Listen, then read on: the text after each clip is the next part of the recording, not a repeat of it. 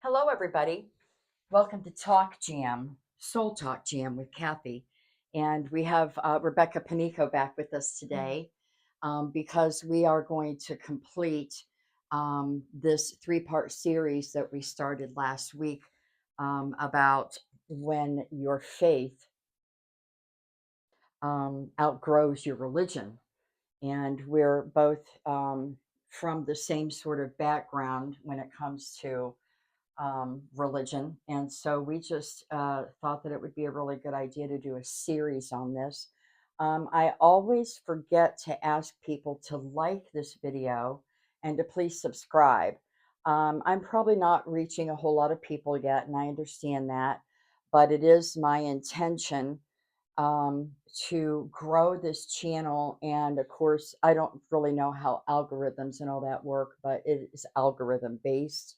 And so the more likes and subscribes I get, then the more this will come forward on the YouTube channel. And that's a goal of mine. So, um, Rebecca, where did we leave off last time? What were we I talking think the about? last thing we were talking about was um,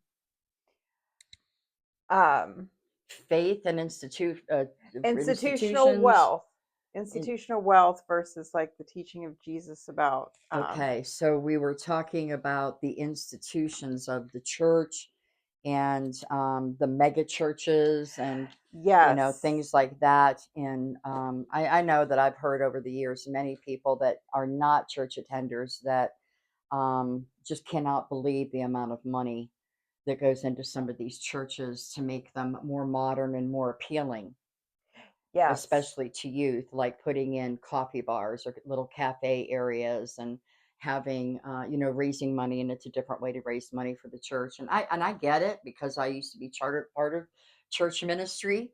But again, I think it's a matter of, in my opinion, for what it's worth, I think it's a distorted focus on where to put the money, because the yes, more you put money into a building to make it look good or into programs that attract younger people.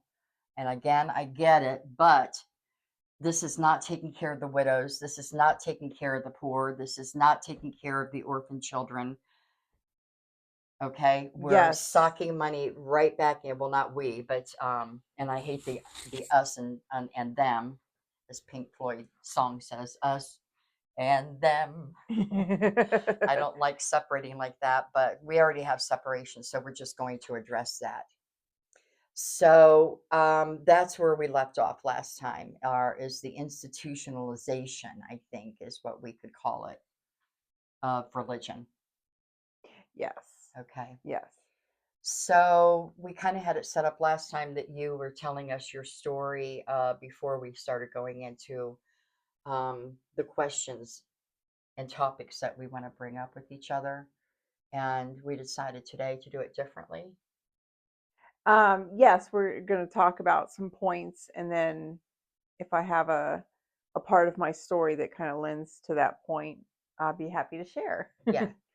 So I think that's a good way to go today. So we're going to pick up with the topic of fear and spiritual freedom. And we're not afraid to say that we're using notes to Yes. keep ourselves in alignment, although we want to welcome um, not distractions. We want to welcome networking out. That can be Yes. distracting, but to us, it's not distracting because we both have, to some degree, some biochemical stuff that I'm able to just dart around everywhere as long as I have somebody to bring me back to point. I Yes. don't know if you're So, like that, but it seems like maybe you're able to keep up with when I do that. yes. And then I'm also able to help bring you back to point too Yes, sometimes. thank you. So, I appreciate that because that's just management of the ADHD symptoms that I sometimes have. And sometimes when I'm doing videos by myself and I look back on them, I'm like, oh my God, I really went off on a tangent there. And that's okay. So at least I have somebody to bring me back to point today. So, Beck, I'm going to let you start out with this fear and spiritual freedom. And where do you want to start with that, love? Okay, I'm just let me think really quick for a second. I feel like I a lot of fear came from some of the teachings of the church in my personal experience. Um, a lot of things like fear of spiritual deception. Mm-hmm. Do Mm-hmm. not be deceived, Mm-hmm. and then the whole thing about good versus evil, the fear of evil things, Yes. Yes. and then also on the fear, the holy fear, the holy reverent fear. You're supposed to Fear God, fear God. right? Yes, yes. Fear the Lord thy God. Fear the Lord thy God. Yada yada Yes. yada yada yada. And I'm just going to say that's one point in case that, I don't know how much we'll get into this today, but how that is just one case in point about how scripture has been distorted because the source of all life, that source field, that source consciousness, the one, according to the law of one, is never, ever about fear. It is about oneness, it is about unity Yes, unity. That's what I was thinking. and awareness and alignment, but it is never about fear. And so there are several people now on YouTube that are talking about this, and I listened to two of these people. One of them is Morgue Official, um, and the other is Samuel B. Lee, and they have background stories from eons and millions of years ago about the fallen angel thing. And the Bible does touch on that a bit, but does not go into it. But it uses all of that against humanity in a fear based approach. Would you agree with that in your experience? That Yeah, the distortion that has occurred within the Bible and even the players, characters of the Bible, got distorted. Samuel B. Lee says 80-20 distort, 20% distortion. And so that can change a whole lot of things. And so then what was distorted in order to use against humanity for purposes of control and dark energy, fear, anxiety, stress, confusion that feeds these beings that would be called the fallen angel collective. And I do believe that it's a real thing. I went off of that for years and didn't pay much attention to it, but it's back again.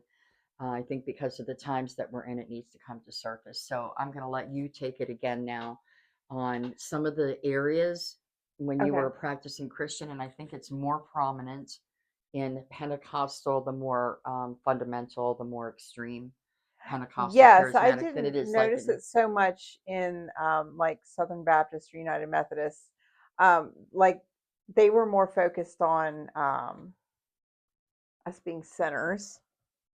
okay, And then when I went to more Pentecostal things, it turned more into spiritual warfare and uh, right, battling your demons kind of yes, thing. yes. And to where I was introduced more into that, and then I was introduced into fear, um, just uh, Oh, fear of never being right, yes, fear of always being wrong, fear of and especially what's gonna get me, yeah, what's what's going to gonna get me? happen, What because of my ignorance am I going to fall into some hell pit some or trap or trap be or deceived. exactly?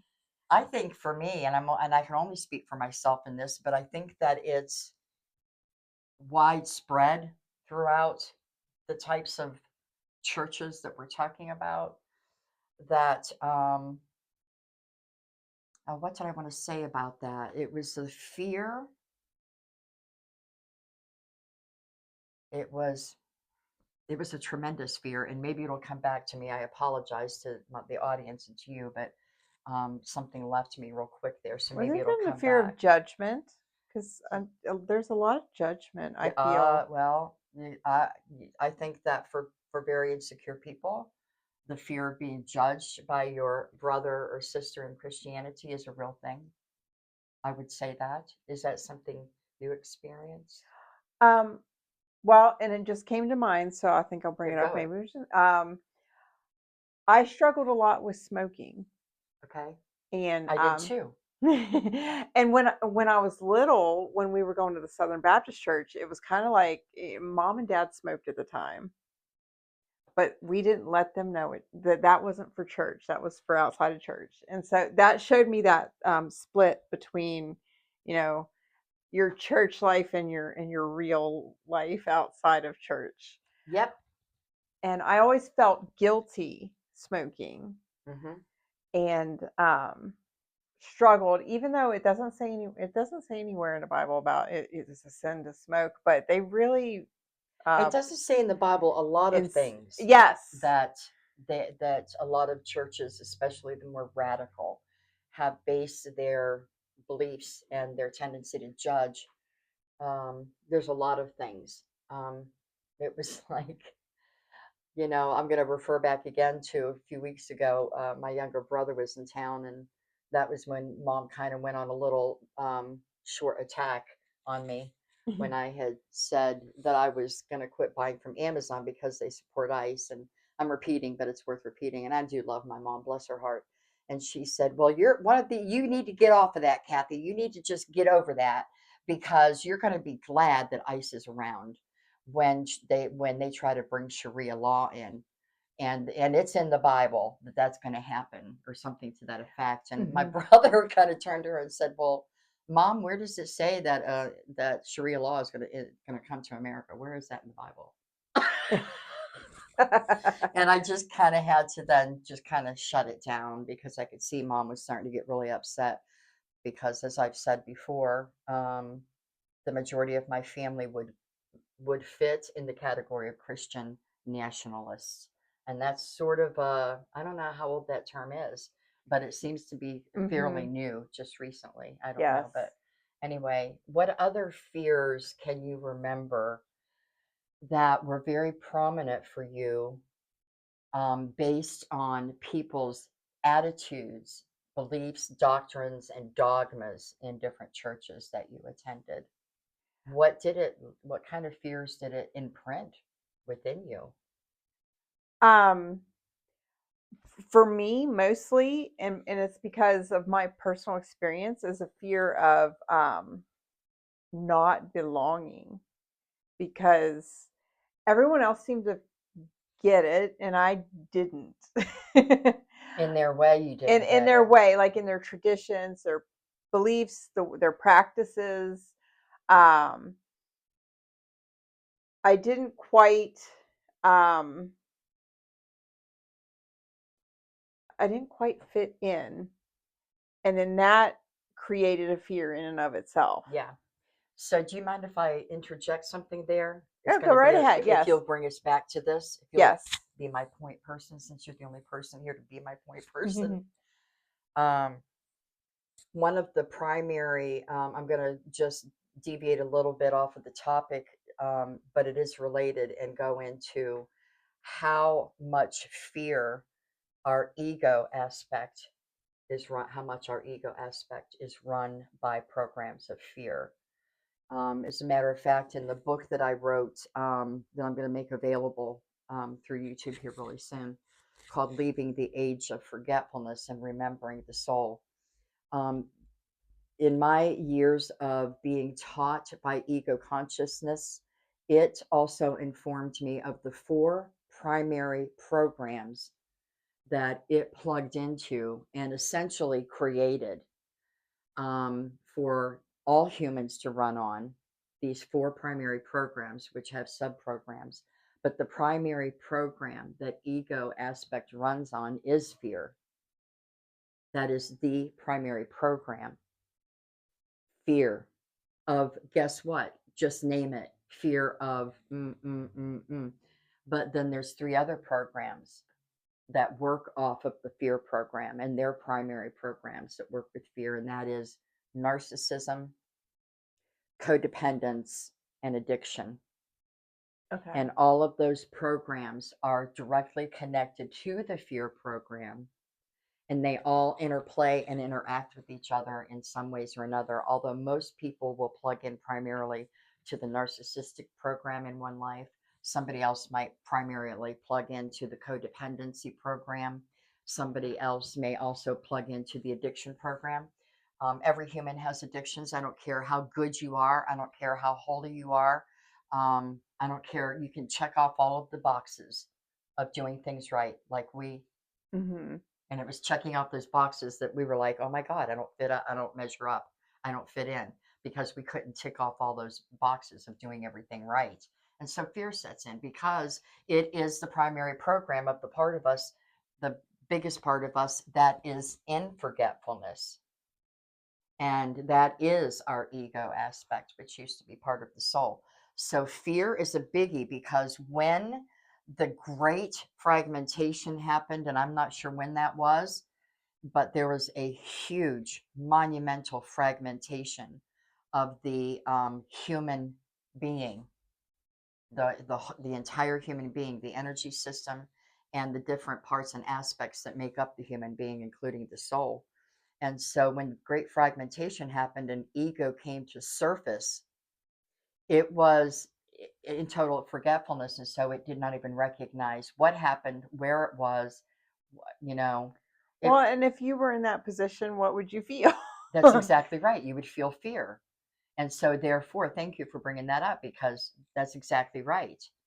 And so it began as coping mechanisms, I would say. There's a lot more to this, and there's other stories about this, but this is the one I've gotten from my own ego aspect for years. My ego aspect communicated with me as well as my deep soul and the heart, and gave me the story that I've received and what I base the book on, and what I base a lot of my spiritual coaching on is this thing about the separation, the fragmentation of the soul, and the part that came to surface is what at some point that we called ego, and then it started building all these programs because it felt as though it perceived as though it was rejected and does not know why it was rejected, and what did I do wrong, what did I do wrong to be rejected.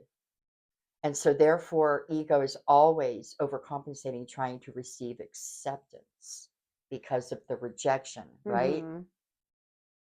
And it felt as though it was betrayed. Who betrayed it? Who betrayed ego? It didn't even have a remembrance of the heart or the soul, but almost like, and it flipped upside down as well when the fragmentation happened. And I think that was, there literally was a pole reversal. So, anyway, that's just some of it. There's a lot more to that that might come up as we go along. But you're Mhm. exactly right, Beck.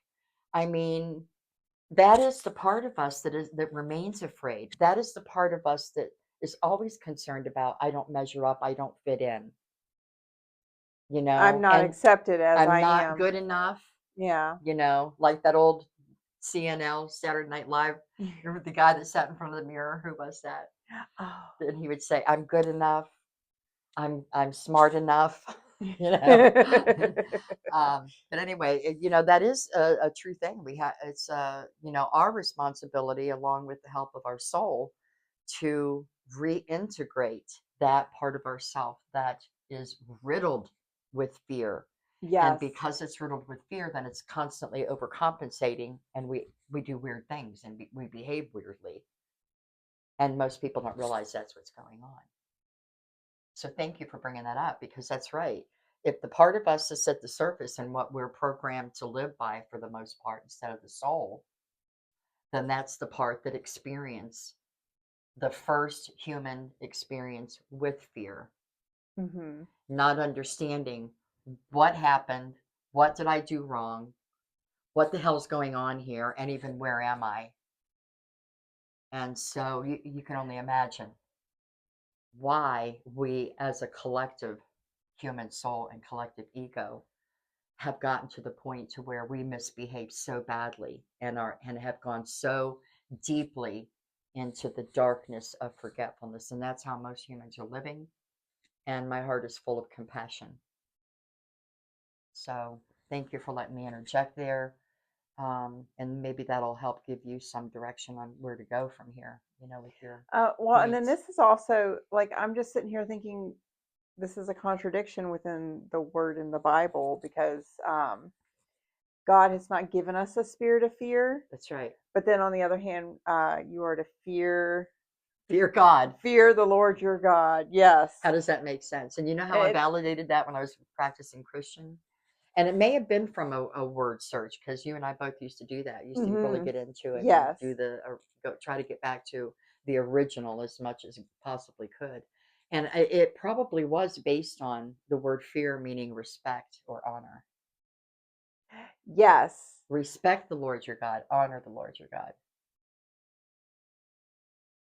which is also different than worshiping. That's different than worshiping, as we Mm-hmm. talked about last time. Who are you worshiping? Are you worshiping the man, Jesus? Or are you worshiping the consciousness that inhabited that body and that soul? So, yeah, yep. Fear, fear, fear. Everywhere. Fear, everywhere. Everywhere. And then what the it brings me back to that church I was talking about with the that had a real sense of control and they felt a deep obligation to their flock, but it turned and feared for them in the point of being very controlling. With if you miss a service, you need to get the recording and listen to it because we're your pastors. Hmm. You're following us. You're our flock. You you know And we're if you're going to be, responsible and for if you're you. going And to if be you're in going to be in alignment with us, if you could be in alignment with us, then you this is need what you have to this is do. what you have to do. Hmm. Hmm.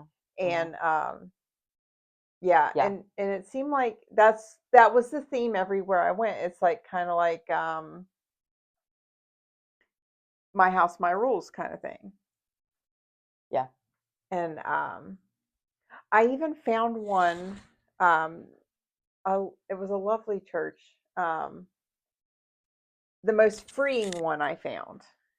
I was able to sing and dance and express myself creatively at this church. You could paint there if you wanted to. You could play instruments. You do whatever you want. Nice. it was it was really And you wonderful. weren't charged for it? Weren't charged for it. No. And then it got to where you could this. It was about free expression in worship. Um, but when I wanted to share something very, it was a pivotal point in my life, and the Christ consciousness kept me from harming myself, taking my own life. And I wanted to share that because that was real and authentic. And I knew that it might touch people that are feeling the same way.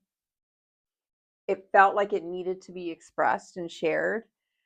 Um, but I got checked at the mic. What are you, they? I got pulled aside During the time you were talking? before I went up to speak. Oh, okay. Before I went up to speak, because it was the general understanding was that if you felt led to share something, you walk up towards the mic. Okay. Um, and I had never been checked before, so What this do you was mean by checked? as I was walking up to the microphone to share what I was going to share about my attempt. Um, the pastor pulled me aside away from the mic and asked me what I was going to share. So, in other words, you'd already been pegged. I'd already been pegged. Yes. That's interesting. Remind me to say something about that. Oh, okay. Go ahead. But yeah, so I was telling them what I was going to share, and they were like, "I think this is a little too heavy, not very appropriate."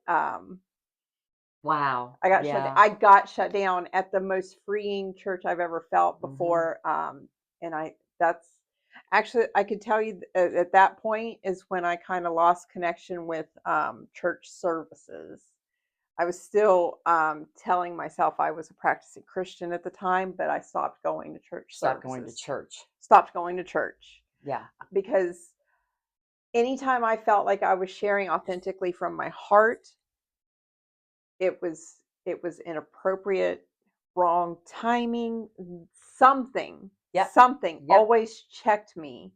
And I'm like, why am I always being checked? What is in me that is so wrong It And needs to so, be how checked. else did that affect you? Not just in your self confidence and your Oh, self worth, but what else? I but mean, I tell you what, I've been what I've played it small to stay safe. I've played it small to stay safe. and that's the whole idea of the distortion. That was the whole idea behind the distortion, was to keep people small, humans small, so they would not plug into their own source soul power. Yes. Because isn't there also someplace in the Bible, if I remember correctly, where it says that we were made greater than the angels? We were Yes. created to be greater than And the then angels. Jesus himself even And don't said, you "You think will there's do some greater jealousy there, things." maybe? Yeah. And maybe the fallen collectives that chose to disconnect from source Mhm. and took on their own, created their own collective and their own kingdoms and their own programs and munch and feed off of fear and anxiety and darkness and all of that. So their whole purpose is to keep us small so we don't remember our own sovereignty, Yes. our own power, our own connection to that power directly, not indirectly. We don't need a medium. We don't need an intercessor. We don't need, okay?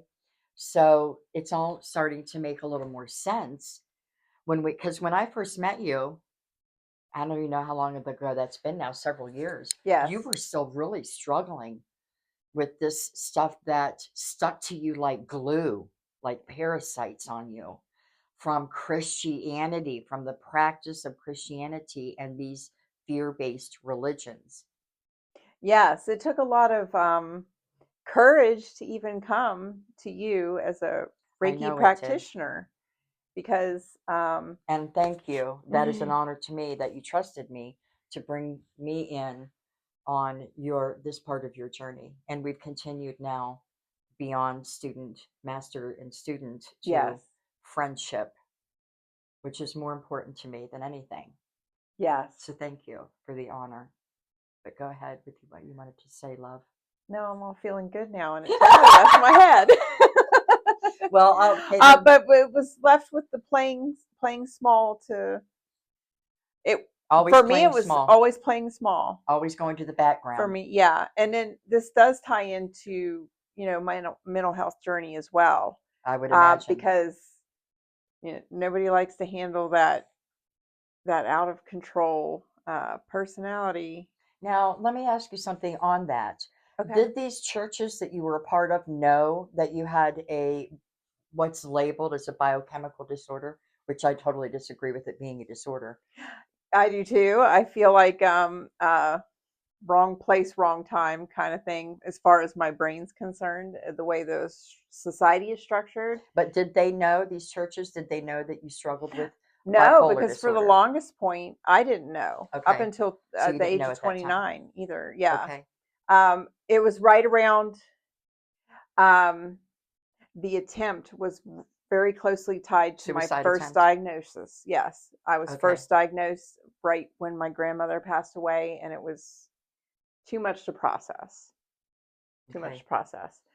And but I came out of it, and it was a beautiful story for me because the Christ consciousness spoke to me as I had my weapons of choice in hand, ready to do the deed. Weapons. Oh, the weapon Yeah, I'm saying, suicidal. yeah. They for some reason I've heard that there's an algorithm if you use. I wanted to unalive myself Yeah. instead of saying Yeah. the S word. Yeah, and I'm not going to be smoking hitting on my electric cigarette either for that reason. As I was reviewing it, I was like, see, bad girl, right? Bad Yeah, girl. You wrong, shouldn't be yourself bad. in front of the Yeah. camera. Well, I'm not that worried about algorithms, but I probably should be a little more concerned at this point. But go ahead. So you wanted to unalive yourself. Yes, and in the moment before the action was taken, Christ consciousness came to me a with a verse from Scripture. You are not your own. You were bought with a price. You're not your own. And that worked for you at that point. It worked for me at that point. Um, it was like Christ consciousness was like you're mine, and I don't want this for you. Hmm. Yeah. Sorry, getting a little, No, that's okay. You but don't have getting to real. We're apologize. getting real We're here. getting real, So, baby. but I thought that was such a beautiful message, and I think that it would have touched people that have experienced the same thing. Yes, I agree. And I've always thought genuine authenticity was very important as far as spirituality, and that sharing your personal experience helps you with that oneness, that unity, because we're all connected. There's other people out there that have struggled with that kind of decision. And for those same reasons. Yes, for those You same know, reasons isn't it too. beautiful though how just distorted practices such as religion, distorted texts such as the Bible has distortion? Yes. Okay, how even though where you were at that time was Christian based, and so God, the source, spoke to you in ways I that you understood. understood at the time based on where you were at. And that is the beauty of it, is even though there is distortion, once we see the distortion, start becoming aware of it, and we start allowing the shifting to take place in the mind and in the heart and in the Mhm. hub of our beliefs, source becomes very personal to us Mhm. wherever we are. Yes. I imagine people in any of their practicing religions have had an experience like that where source connected with them through their lens. That's right. That's a good way to put it, through the lens Yeah, you're looking through. through the lens you're looking through. Yeah, So very for me, good. it was Christianity. So Jesus brought, you were bought with a price, you were not your own. Um, But we know now but we know now, yeah, that that it goes we beyond. are our own We are our own. because we are an expression of Yes. God. We are an expression of the Christos avatar that we are in our 12 dimensional structure. So I want to say about that 2 points that I want to make. Number one is that you were talking about the importance of authenticity, that we were always, people like us and many other people, probably the majority of humanity, I think, is always on the search for authenticity, because I think that um, in our religions, Christian and otherwise, we've seen so much ego the same way as we do outside of that church building or outside of that synagogue or outside of that temple.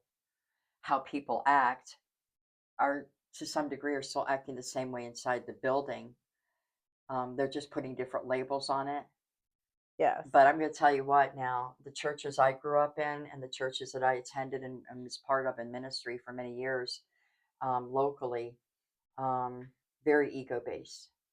Once I started learning from my ego aspect, what does that mean, and the bigger story behind it, it's like that's one of the first things that I looked back on as a reference of contrast was my church years and how I grew up. And I was like, oh my God, every church I've been part of was primarily ego based, not Christ based. Mm-hmm.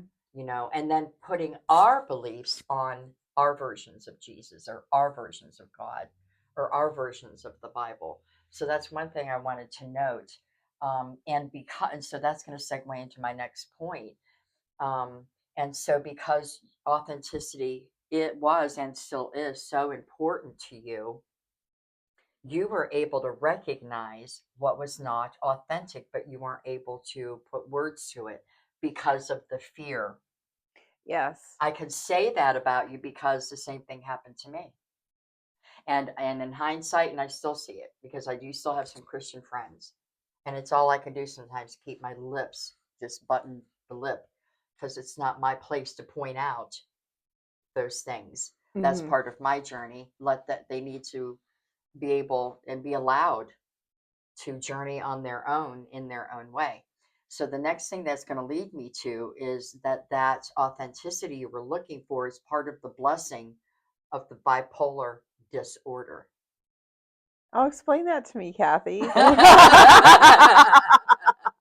So my belief, and I think that it's starting to come out in the consciousness communities, and eventually it's going to come out in our medical communities as we become more soul-based humans.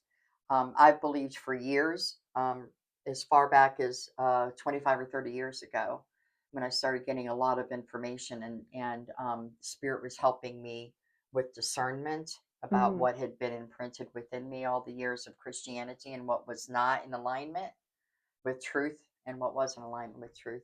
And one of the things, and I didn't know all of my growing up years that I um, was experiencing ADHD symptoms. Of course, we didn't know what it was back then, because Mhm. I'm in my late 60s, so we're talking about the late 50s and into the 60s.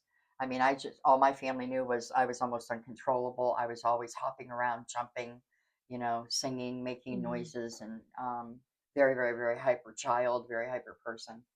And anyway, that's a whole different story. But so I was able to refer back because of the symptoms that I had been displaying and learned about as an adult, the ADHD symptoms. And I thought, and so I started getting downloads about this because I was like, these don't feel like disorders to me, but what are they? And my soul spoke to me and said, those are not disorders. That is the what you would call and what you would refer to as the evolved brain. And so it's a different kind of wiring that is Mhm. managed and functioned as part of the biochemical system. And so, and they keep adding to the disorders, by the way, Yeah, they keep doing it because because they don't know what to do with it. They don't know how to manage this different kind of wiring, which is going to bring me to the next point that I wanted to make about your experience. When I was in church ministry, these are the kinds of things I heard behind the closed doors with church staff on who to be aware of and who to watch out for. oh, really? Oh, yes. I wonder how many lists I That's why made. I said, without you knowing this, you were already pegged, weren't you? Because you were pegged behind the closed doors of the staff meetings of the church. Oh, And, you know, the pastor being the head of the yes. church would determine and let people know, or the board, Mhm. the most important people on the board. You have to watch out for that girl back, Yeah. because she's way off sometimes, and I do believe that she's being deceived by the devil. So we need to keep an eye on her so she does not spread this poison to the rest of the Mm. congregation.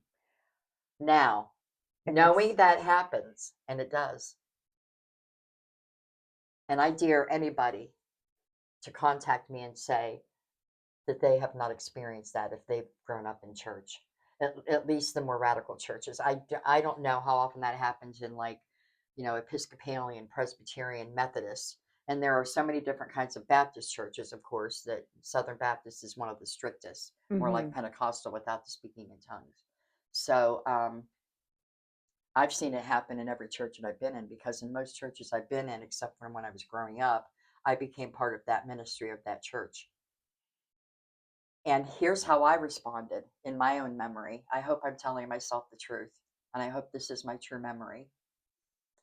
When I would hear and people get pegged, I gravitated towards those people because my heart went out to them, that they were being labeled and pegged and didn't even know it. They were being dishonored. That soul was being dishonored. And it really bothered me a lot. In fact, it's bringing tears to my eyes, because those are some of the most authentic people. When they get into alignment with their soul, they just need help. Because a lot of people that Yes. have biochemical disorders, one of the things that I've noticed over years, because again, I worked at a youth agency 12 years, so I saw this a lot, the biochemical disorders of different types. And okay, where did I want to go? Okay, so one of the things is those souls simply need help in shifting, in getting back into alignment with their soul. But most biochemically what's referred to as biochemical imbalances.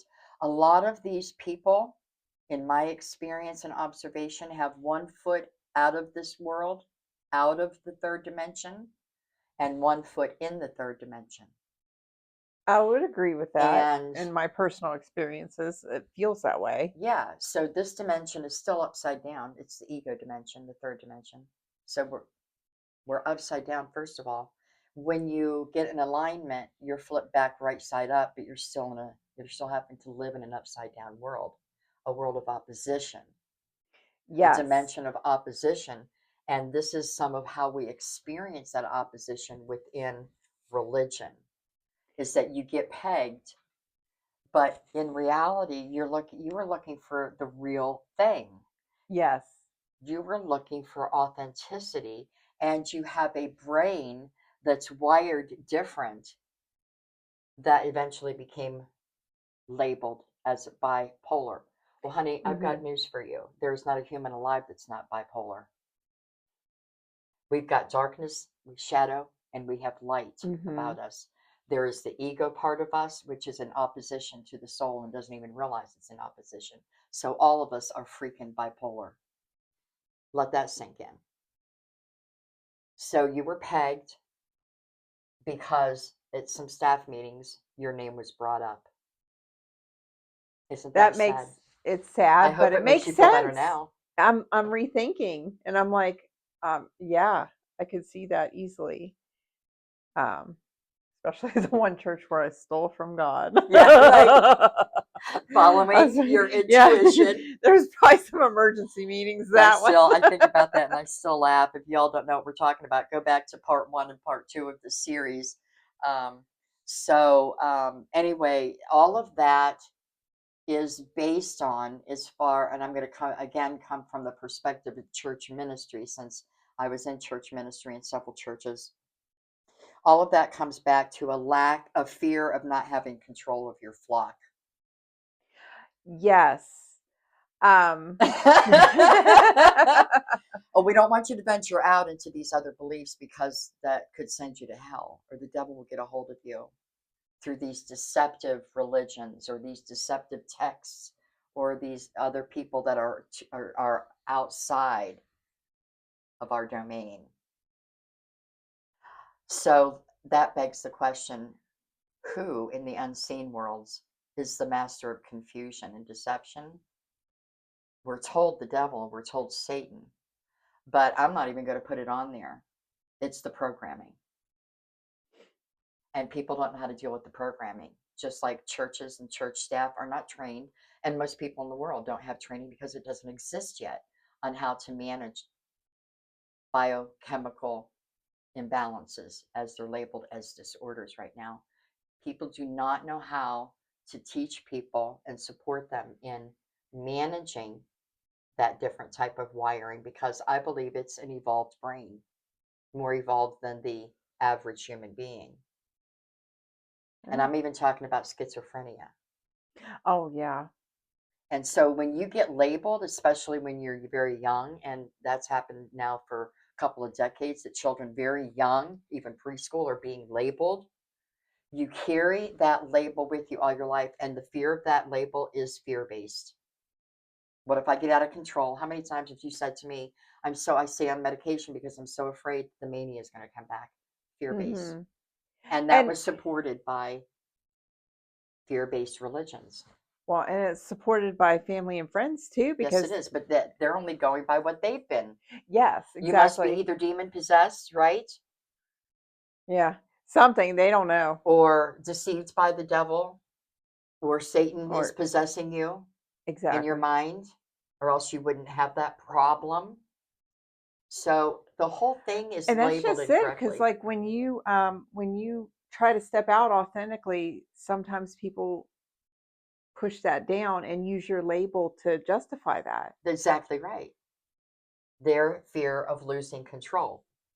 I've Yes. said for a long time now, some of the most fearful people on the planet are control freaks. Makes sense. Some of the most fearful people on the planet, they don't even know it themselves. because the reason that are afraid of losing control is because it's fear based. We're afraid of losing control. Control of what? Because really we have no control over anything except our own choices Mm-hmm. And how we respond or and how react. we respond instead of reacting. Yes. So, where does control exist? In the distorted mind, in distorted texts, in distorted religions. There is no such thing as control. Just like the really, and this is going to probably get some backlash, but no, I'm not going to say it for now. It'll lead into too much for today. So we're identifying a lot of areas of fear based beliefs and fear driven characterizations and fear based labels placed on people as the flock of that church, pegged and labeled as we don't want them to mix in too much with the General body, the population. general population of the church, because there's something wrong there, Mm-hmm. and we don't want their deception. But bless their little hearts, Bless their little we don't know what hearts. to do for them except pray, and God will deliver them. You know what I want to say to that? Not to God, not to the real Christ, but to all that fear based stuff. There you go. Yeah. You can have that. Been there, done that, wore out that fucking t shirt. Yeah. There goes the algorithm.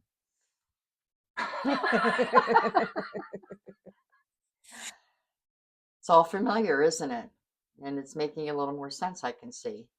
Yes. I can feel your brain You can feel it. I can churning feel on it. that. I Yeah. can feel it. Mm-hmm. I recognize it. So there you go. Fear based religions. Oh, we could do a series just on that, man.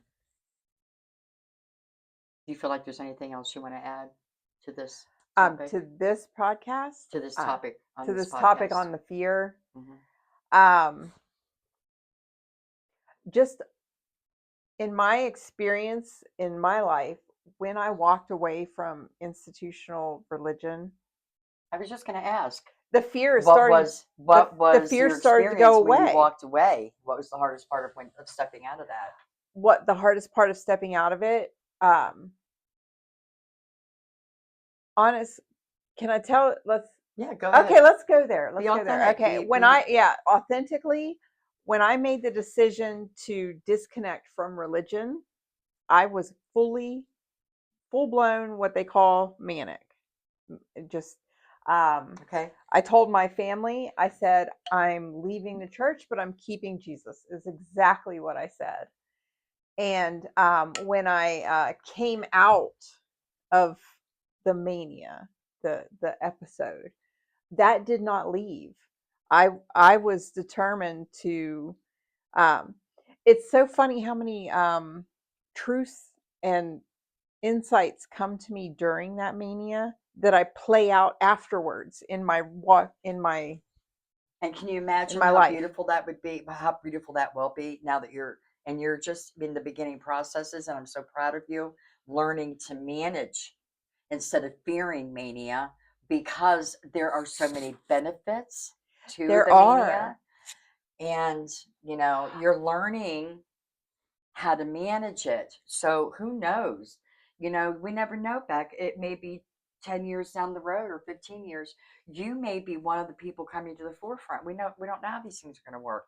No. Of learning how to manage bipolar disorder without the drugs, or at a minimum amount of the Or a minimum medications. amount. Yes, You know, exactly. that's not to say that people that have bipolar disorders or any other mislabeled biochemical disorder shouldn't be on medication, and the medication is bad, and that means you're not very spiritual, and you're not, You know what and I I'm found? going to tell you what, there was a time many years ago that I felt that way when I was a radical Christian.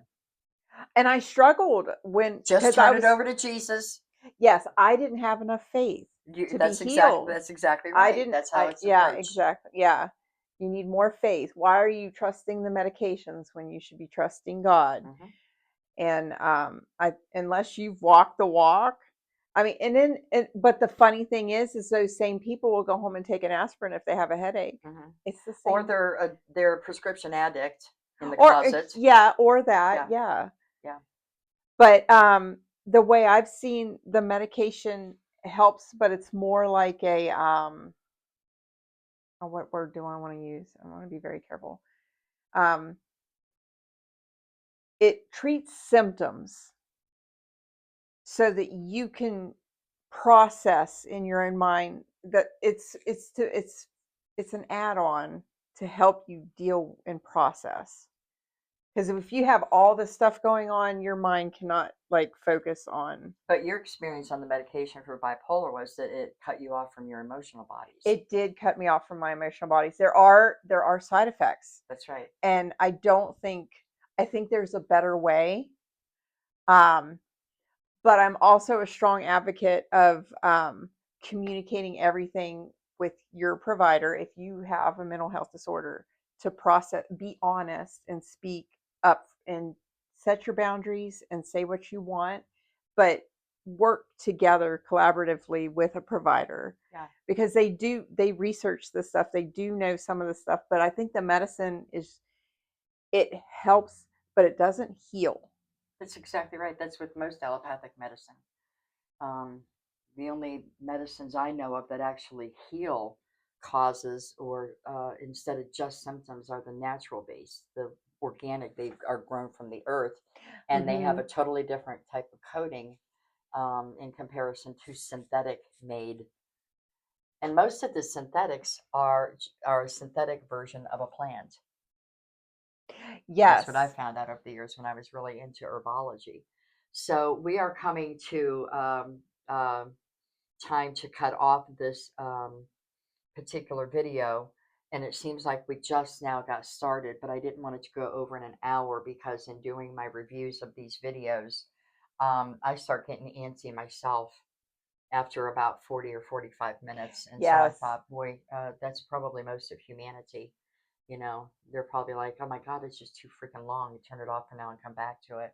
So this is going to be my suggestion. I think that we hit one of the most primary things today, which is the fear-based religions. Mm-hmm.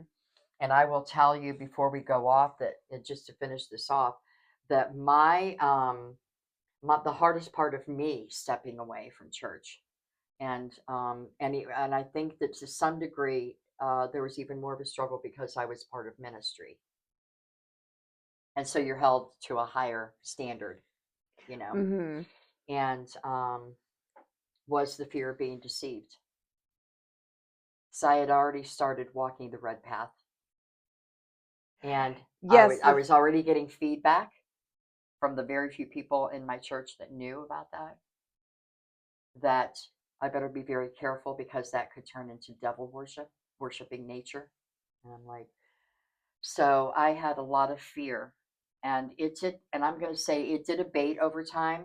But the first couple of years that I made that choice and was living by that choice, I had this constant in the back of my mind, this yipping, almost like Mm-hmm. a nasty little dog and yipping and nipping at your feet while you're trying to walk. And that's what it felt like to me was, and I had to keep doing deep breaths. And I was already starting to recognize, it didn't take me a whole lot of time because it started before I left church, recognizing that this just is not working for me. There's something not right here. There's a lot of things that are not in alignment with my soul. And so I had, thank you heaven, and thank you my soul, thank you spirit, for helping me to step away. But it did not completely abate for about 5 years. And so I'm just going to say to those of you who might be listening and who are struggling with the attitude that you're sensing from the church that you've been part of, but it's time to step out. This is part of the journey. This is just part of the journey, and But this is as your you up. move on that journey, that fear, as you go to explore these other areas outside of what you were taught was safe, And that fear, acceptable. yeah, and acceptable, yes. As you start to learn and grow, and you honor your curious nature, Yeah. yeah. that fear goes away because the fear is the unknown of it. The fear is the mystery. The The fear is fear the of the mystery, and mystery. then when you look at it and explore it and learn it, Well, again, that's ego based because the ego is so insecure because it still doesn't know what it did wrong, still thinks it did something wrong, doesn't know what. and it doesn't help when the church keeps telling you that you are Well, wrong. that's what I mean by ego based churches. Yeah. Fear based. Anything that's fear based is ego based. Mhm. And ego is the fragmentation, the stepping away from the soul, the inner life. And so, what I'm going to say to those stepping out is this is your big opportunity to start becoming more soul based because most churches that I attended, their words do not match the actions. And you may feel good things, you may feel the presence of the Holy Spirit. I'm not saying it's all wrong. But what I'm saying is when if you're one of those people that realizes it's time to change your beliefs and your practices, this is your opportunity to begin being led by your soul instead of man-made beliefs.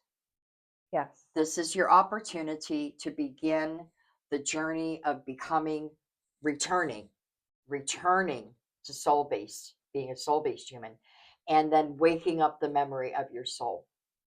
So if you venture out, don't just go out there alone. Communicate with your soul. Yes. And that's as easy as saying, I'm talking to my soul, and this is what I want to say. And this is where I need support. Do you find that to be Yes. true in Yes, your? and then you quiet and it comes to you. Eventually, it will Yeah, come to if you. the listening and the Yeah. patience. Without other people's voices. Yes. But there will be that comparison because that's been imprinted.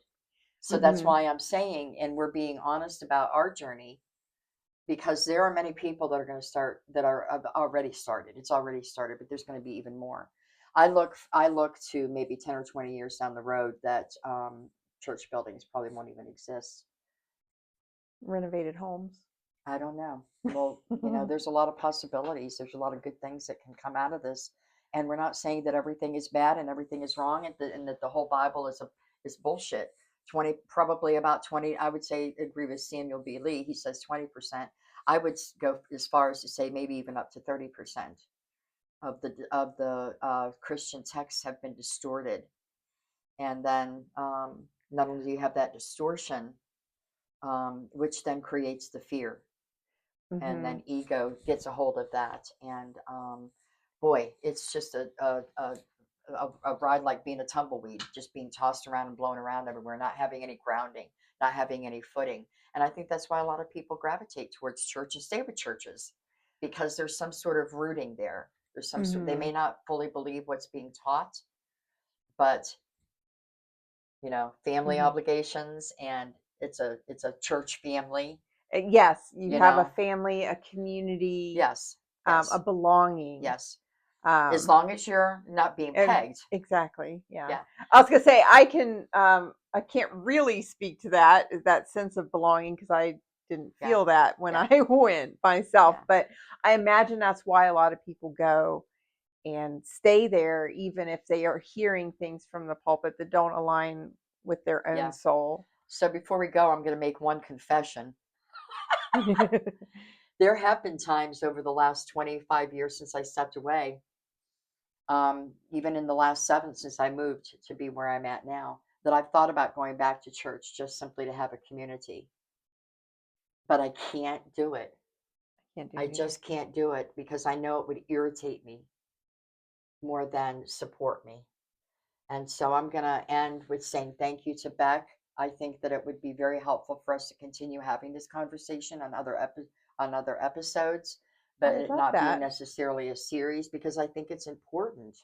Um, so what I'm going to end on is one of the ways to begin changing your mind, renewing your mind and from these distortions of beliefs that we've been held in chains by is to change some of your words and your verbiage. So instead of light and dark and good and bad or good and evil, maybe consider changing it to supportive or non supportive what is supportive and non-supported, and you brought up something last time, I was gonna say or beneficial, non-beneficial, beneficial or non-beneficial. because that's very personalized Yes, too. To me, this may be beneficial or unbeneficial.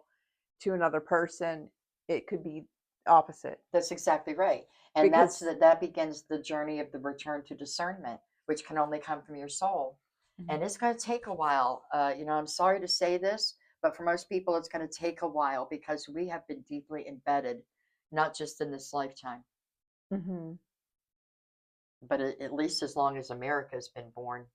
And before that, overseas, it was, excuse me, the Catholic Church and the Catholic beliefs. And look how much suppression. People were literally killed for not practicing the Christian religion. Yes. I mean, we have been insane for a long time now. So, but what I don't want to end on a bad note, what I want to end is on a good note. And that is that here we both sit. We made it, and so can you. Yes. Follow your soul and talk to your soul. Do you have anything else that has been more helpful to you beyond that? You do share? Well, just recently, I'm more about searching within and seeking what is an inner alignment. I guess would be what I'm trying to describe. Yeah. Um, And I think it is helpful. It seemed to be for you to find a authentic and reliable, what we call an energy healer or spiritual counseling or spiritual coaching. mhm. Um, and some of those people are still going to be religious based, but they're not going to be radical. If they're supporting you and pointing you to your own soul, if they're pointing you to within instead of out here, then you found somebody that's supportive. Yes. Yes. Definitely someone that honors your sovereignty and your perspective and your choices Mhm. And your and soul. your soul. Yes. Yeah. So we thank you so much for joining us. And we are going to end this series on the part 3. But I'm pretty sure you and I will be getting together quite often, Oh, even yeah. if it's by Zoom, um, because I think this is important. So it might be helpful to just keep coming up with stuff and writing it down and making note of it for both of us. So thank you so Okay. much. Again, please like and subscribe. And, don't believe anything we say, experience it for yourself. So bless all of you in your journey and the return to the sovereignty of your own soul. We send you much love, and I'm just going to say, walk in Mhm. peace. Peace.